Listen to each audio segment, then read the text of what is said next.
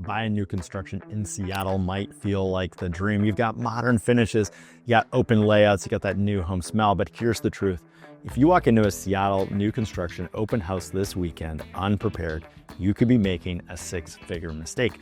And that's exactly what I'm breaking down in today's video. We're gonna look at one, why Seattle's new construction market works completely differently than most US cities. Two, we're gonna talk about the hidden traps that can cost you tens of thousands if you don't know where to look. And lastly, we're gonna talk about the smart moves that gives buyers massive leverage when dealing with builders here in the Northwest. Hey, I'm Matt Goyer. I've helped nearly 100 clients buy new construction homes. Everything from townhomes, penthouse condos, to luxury single family homes. My job is to give you the full picture so you know what you're getting into. No one likes surprises just after they close on their brand new home. So for starters, let's talk about how Seattle is different than other US cities. And the primary reason is that land is really scarce here in the Seattle area. We have a very limited geographic area, and that's because we got the Puget Sound on one side, we got the Cascade Mountains on the other, and then we have a couple big lakes taking up a lot of real estate. So it just means we don't have that much land to build on, and the land that we do have primarily is already all built up. So most of the development you're gonna see here is what we call infill construction. Old single family homes got torn down and they've been replaced with either 2-unit, 4-unit, 8-unit townhome type developments or other brand new single family homes. What we're not gonna see a lot of is those master plan communities that are like amenity heavy. Typically see them in new neighborhoods in Dallas, Phoenix, places like that. Sure, there's a few, but they're pretty far out there. They're very deep on the east side. So we're not gonna talk a ton about those, but if you're interested, my contact info is below. Feel free to reach out, happy to chat about those. And so what does this mean, having a lot of infill development? Well, it means there's a lot of builders and a lot of smaller builders. Sure, there are some big ones, but we got this long tail of small builders. And that means that warranty and quality standards can really vary widely. And bigger doesn't necessarily mean better. Some of the largest condo buildings right now in the area are struggling with warranty support and getting units across the finish line. And on the other hand, you got lots of these small builders who deliver great customer service because they're only working on one thing at a time, and it really matters a lot to them. And the vice versa can be true too. We see some big builders who offer great service and then some small builders who disappear after you close. I've got some lists of some good ones and some bad ones. Another thing to keep in mind is that just because the model home is beautiful, it doesn't necessarily mean that the home was well built. Just because it looks good doesn't mean the construction was good. So what are the smart moves that you can make here to gain leverage? Well, you can research a builder's past projects to really understand their track record. So spend some time Googling and see if there's any bad reviews about them. But this can also be a challenge because there's so many small builders. A lot of them don't really have any presence on the internet. But this is an area too where you can ask your agent like myself to dig in and really use the databases that we have available to see what else they've built and see if customers have been happy. Another thing that's really important is verifying your warranty coverage before you sign a purchase and sale agreement. Understand what they're gonna cover and what they're not gonna cover. And then lastly, we'll talk about this more, but you really need to do a home inspection, even if it's brand new and even if it has a warranty. Next up, let's talk about listing agents. So with new construction, you're gonna run into a wide variety of agents. You're gonna run into like these agents who are holding open houses or they're sitting at a new construction sales center. These people have been hired by the developer. Their role is to sell you homes for the highest price quickly with you doing as little due diligence as possible. Or these are agents who aren't necessarily hired or work for the developer, but they're agents who are new to the business and are sitting at an open house hoping to meet an easy buyer to work with. The thing to keep in mind is that these people aren't necessarily looking out for you. For the most part, they're looking out for their client, who is the seller. You are not their client. Their seller is the one who is trying to sell millions and millions of dollars of real estate. So what do you need to be aware of in this case? One, well, they won't necessarily tell you that the price is negotiable when sometimes or oftentimes it is. Two, they likely won't tell you that you can negotiate a larger credit than what is advertised.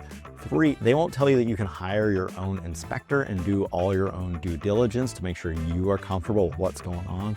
And lastly, without representation, you risk signing one-sided contracts that you don't necessarily understand.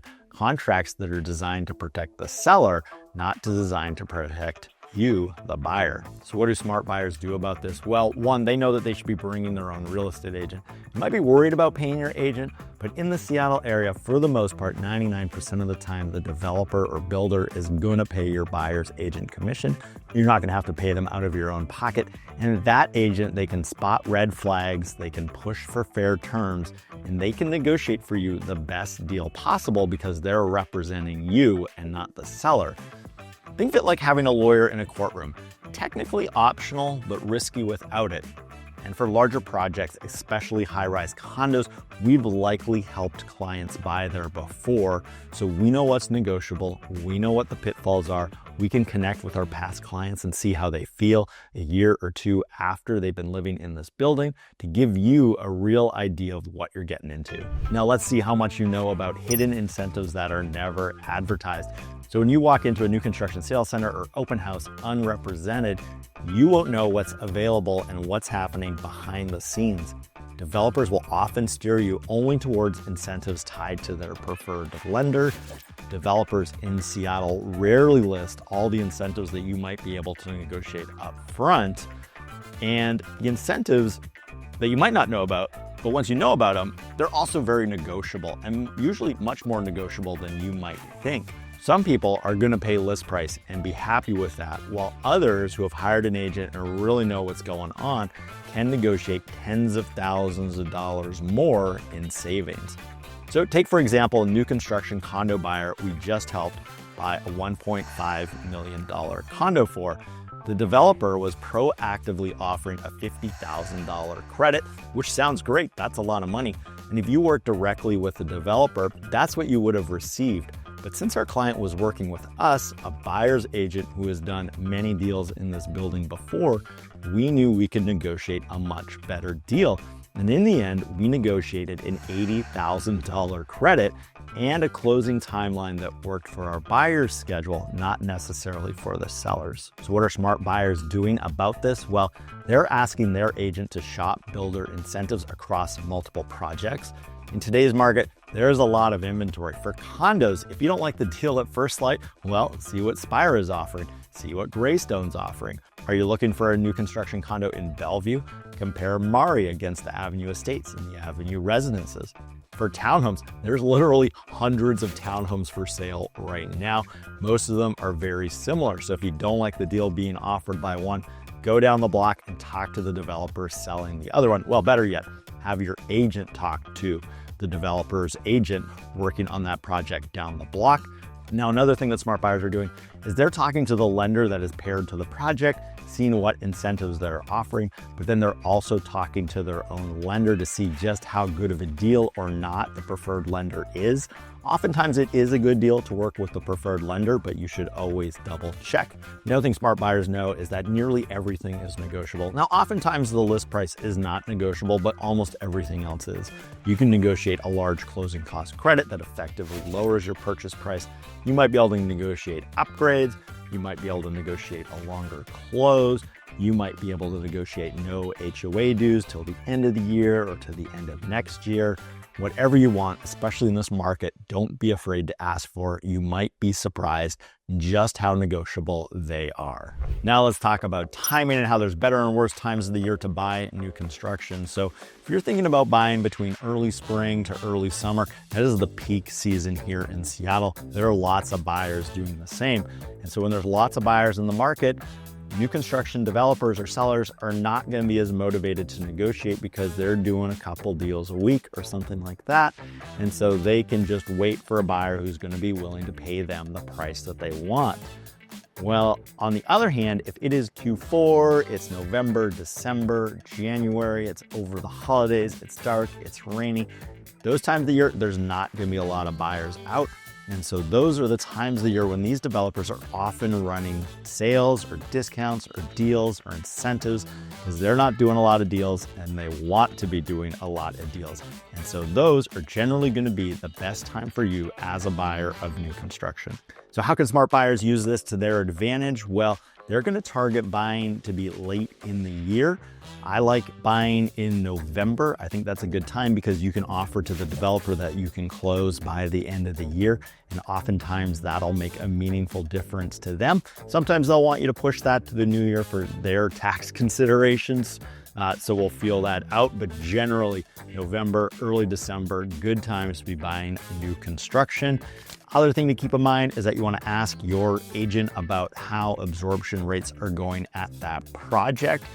Generally, if you are early in the process, you're one of their earlier buyers, you're probably going to be paying more as these projects approach selling out. Generally, they're going to be more negotiable because they want to be done and moved on to their next project.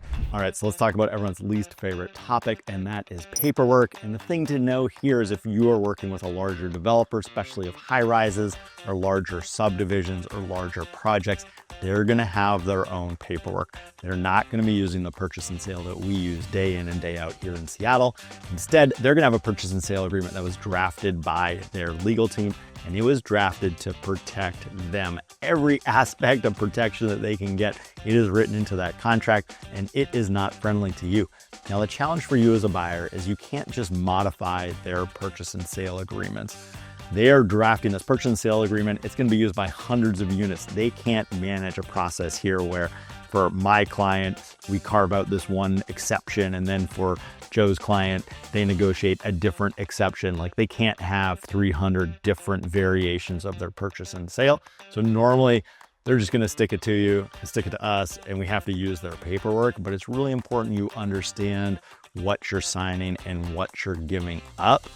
An example of this will be First Light. So we had clients who bought at First Light. They signed the paperwork back in 2018. They thought construction would be finished around 2021, 2022. Of course, First Light runs into some massive delays, mainly caused by the pandemic and a concrete strike. But First Light didn't complete until 2025, years behind schedule. Was the developer penalized at all? No, not at all. Had our clients wanted an extension on their closing, would First Light have given it to them? Absolutely not. Normally, these new construction contracts are going to have a provision in there where if the buyer delays closing, you're paying anywhere from $200 to like $1,000 delay penalty, but the developer, they can delay for years with no cost. The other thing to know about this paperwork, or the paperwork that smaller builders use where they are using it in addendum to modify our standard purchase and sale agreements, is that you may be waiving rights that you would normally have in what we call resale transactions. So if you're buying a regular older home, and some examples of this would be, oftentimes they have you waiving things like your financing contingency. Normally when you're buying a resale home, that financing contingency is going to run through to closing, but oftentimes with new construction, they'll give you a 2 to 3 week window in which you have to figure out your financing. And if it's a longer close, then after those 2 to 3 weeks, your financing contingency is done. So if you lose your job in between then and closing, you're out of luck. The other thing they often have you waive is inspection. Now, normally they're happy to have us do an inspection, but you can't make your purchase contingent upon doing an inspection. And so it's just really good for us to understand what are all the ways that the developer can back out of this contract, what are all the protections they have, and then what are the ways that you can back out of this contract, what are the protections that you have. What if you have some major life changes in the time it takes to close this transaction? How are you going to get out? And that's where having an agent who has read a lot of contracts, helped a lot of buyers in new construction, can really help you understand what's going on, or they know which attorneys they should bring in to help you really understand the nuances of what's going on with that language. So what are smart buyers doing here? Well, they are not signing a purchase and sale agreement for new construction without having read it and really understood what they're getting into. Two, they're going to have a great buyer's agent who's going to help them understand what the red flags are with that agreement or with the transaction, so they're going in with eyes wide open. And then when possible, using their buyer's agent to negotiate additional clauses or modify the language that the developer has in there to make it more friendly towards the buyer. Yes, I said with large new construction projects, they often don't negotiate their language, but sometimes they will. And then oftentimes with smaller, medium-sized builders, depending how motivated they are to be selling units at that time, they may be very negotiable and open to changing the language that they had initially proposed. Delays. Now, unfortunately, delays with new construction is extremely common. So new construction, it rarely delivers on the date promised. This is a big concern if you are buying things ahead of it being done. Typically that happens with new construction high-rises or larger developments. Often not a problem with townhomes, but there's some exceptions to that. So here's an example of two recent delay issues we faced. One is very common. So with townhomes, they need to be wired up by Seattle City Light, and Seattle City Light is notorious for having a huge backlog for connecting new townhomes. We had this client, they got under contract in November of 2024. The townhome was done. The only thing it needed was power. And 4 months after we had signed that contract, there was no end in sight for this townhome getting power, and our client ended backing out. Remarkably, nearly 12 months later, that townhome is still on the market. Presumably they have power now, but that power outage cost our buyer a bunch of time, and it surely frustrated that developer as well. And that is not the first project we've had delayed by Seattle City Light. It has hit a number of our clients. And then another example is that we just helped this buyer buy this new construction home on Mercer Island. Beautiful home, but they listed it before they had their certificate of occupancy. And the developer was very optimistic and was like, we're gonna get this certificate of occupancy. It's just gonna take a week or so, just some paperwork we gotta close out. We said, yeah, okay, well, we're gonna write in the contract that you guys have a certificate of occupancy before we close. And sure enough, it took them a lot longer than they expected to get that certificate of occupancy. It wasn't just a paperwork thing. People had to go back out to the house, inspect things. Sure enough, there were some mistakes, and then other people had to go out, correct those mistakes. They had to get it re-inspected. It took weeks, and we were really glad that we had language in the contract giving us the ability to delay closing until they had this crucial piece of paperwork done. So what are the mistakes that we see buyers make around this? One, they make plans assuming the new construction is going to be done on time. They move out of their home before their new home is ready. Some people have gotten stuck in Airbnbs or crashing at their parents' place until their new home is done. That can be super frustrating. The other mistake we see people make is that they rush the builder to get the project done because they want to move in, totally understandable. But the more pressure you put on the builder, sometimes that can result in quality slipping, and you don't want quality slipping at the end because that is usually the finish work, and that's the work that you want to have look really, really good. And the last mistake that a lot of buyers make is they assume that there could be penalties for the developer being delayed in delivering a project. And as I mentioned earlier, no, it's the other way around. Usually developers have years and years and years in the contract to get a project done, whereas if you, the buyer, are delayed for any reason, maybe your financing takes longer than you think, they're going to charge you a per diem, normally in the neighborhood of $200 to $1,000 a day for every day that you delay. So it's a very lopsided agreement. And so it's very important that you understand, one, that the developer can take almost as long as they want, but then on the other hand, you need to close in a timely manner as soon as you know that it's going to be done. Now let's talk about the quality of new construction and how inspections still matter. So buyers often think that when they're buying a new construction home, it is like buying a new car. New cars are perfect. They're made by robots. But with new construction homes in Seattle, they are made by people, and oftentimes there's mistakes, and often some very egregious mistakes, and they can happen in any part of the home, whether that's plumbing, wiring, or the finishes that you see. And so we recommend every time that you hire an inspector to thoroughly dig into the home and understand what you're buying. And they routinely find issues in new builds.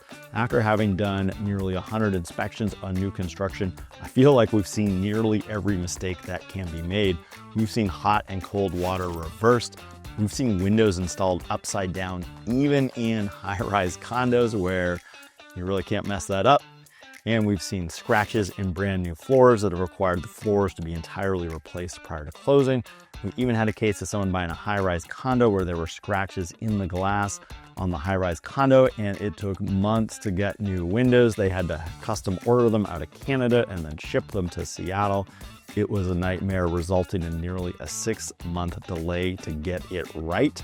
And still, when they were done, they had some scratch windows, but they ended up stealing them from another unit in the building. It was a nightmare for our clients. So the mistakes that we see buyers make is skipping doing an inspection, because they feel that since the home has a warranty, they don't need to do an inspection.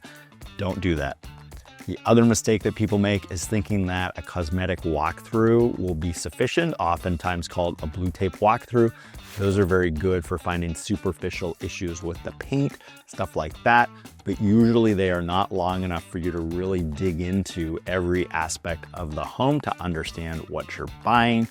And then the other thing to keep in mind is that builders are much more motivated to get your issues addressed prior to closing than they are after closing. Once they have your money, they are usually a lot less motivated, even if you signed a warranty addendum and all that paperwork. So what do smart buyers do? Well, they hire their own independent inspector. That inspector spends an hour or 2 or 3, or in the case of a new construction luxury home, maybe half the day, thoroughly digging in and really understanding everything that is going on with the home. They write a great report, and then we take that report and we go back to the builder and we ask them to fix all of those things. Another thing that smart buyers are doing if they are buying early in the process where the home is just being built, they're going to inspect it, maybe not necessarily with a home inspector, but they're going to walk through it many times while it is under construction. If you catch something earlier in the process, it is much easier to fix than if you catch it at the end. Now, what about delays? Well, new construction, if you're buying it before it's done, it is often going to be delayed, and it is going to be delayed for a whole host of reasons. In Seattle, we have seen everything over the last couple of years. There's been permitting backlogs, there's been labor shortages, there's been strikes, there's been supply chain delays. You name it, we've seen it. Nearly no project has delivered on time in the last couple of years. And I am hard pressed to think of any project before then that delivered on time. With new construction, unfortunately, if you're buying it early in the process, you should plan on it taking much longer than advertised. So finally, let's touch on some hidden costs of buying new construction. Now, we've already hammered home the idea of doing an inspection. You just remember how to budget for the cost of that. And depending on what you're buying, that could be anywhere from $500 to $1,000 for all the different specialized inspections you might want to do. Like you're going to want to do a home inspection, that's going to be $500 to $700. You're going to do a sewer scope, that's going to be $300, and on and on and on. So make sure you budget some money for inspections. And then some other things to be aware of is that if you're buying new construction townhomes, more often than not these days, they're going to have HOA dues attached, whereas townhomes in the past did not. So make sure you're factoring into your monthly costs what those HOA dues could be. And we've seen anywhere in the $50 to $100 a month range. So it's not crazy, but definitely something to have on your radar.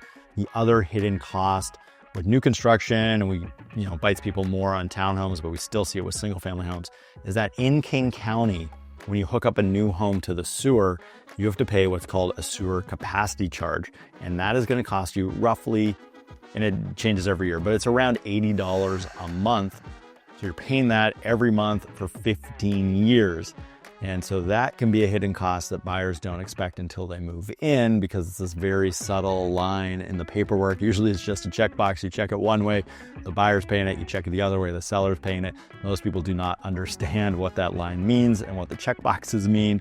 We understand that language really well, and we'll make it very clear to you if you're going to be the party responsible for that $80 a month for 15 years. And 99% of the time, it is the buyer who's going to be responsible. So what are smart buyers doing in this case? Well, one, they are reading all the documentation so they understand, is what I'm buying, is it in an HOA? Yes. Okay, what are the costs going to be associated with that? Is this a project that's going to have a sewer capacity charge? If so, how much is it? How long is that expense? Usually $80 for 15 years. And then they're going to work with their lender to budget for all of these costs, because a lot of buyers these days are thinking about buying not just in terms of the purchase price, but in trying to hit a monthly payment goal. And so factoring all this in is going to be really important. So here's the bottom line. Buying new construction in Seattle is full of hidden traps, from one-off builders with mixed quality to unadvertised incentives and builder-friendly contracts. There's a lot of big things that can cost you tens of thousands of dollars if you don't know about them. Add in delays, inspections, hidden costs, and it's clear. Walking into an open house or sales center for new construction unprepared can be one of the most expensive moves a buyer can make. Hey, I'm Matt Goyer and I help buyers all across Seattle navigate these challenges.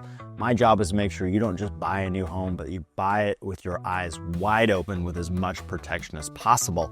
So if you're thinking about new construction here in the Seattle area, please reach out.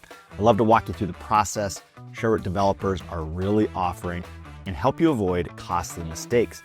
My contact info is below. Feel free to call, text, email anytime, and don't sign anything until we chat. And also, don't let this video scare you off. The majority of our clients are thrilled that they bought a brand new home.